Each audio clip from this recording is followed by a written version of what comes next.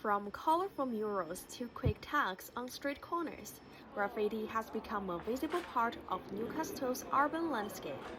However, as the UK government moves to strengthen legal controls over graffiti, the question remains, is it art or a crime? Local resident Justin Guiney shared his opinion. I think it depends. I mean, you get the general graffiti where, they're spraying letters and things on the wall, and I think to a certain extent you could definitely describe it as vandalism.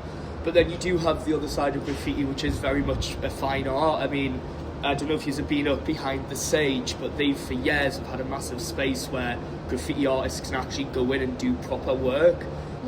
So I think it just depends on the style. I mean, you do get some which is definitely a nuisance, but then you do get some which is definitely an art form. I just think it depends on where they're doing it and what they're actually graffitiing.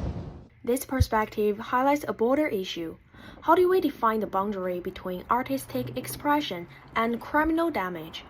Newcastle graffiti artist Christian Evan shared his view. It's maybe not like historic buildings and things like that, but like take Banksy for example. He gets people talking. He talks about the world and the issues that we have. So I think it's art and a form of expression. Maybe when people are jumping on train lines and things like that, when they're doing like on trains and things, because then it's criminal damage, But then in the same breath, I think when you're doing stuff on walls, it looks pretty cool. So.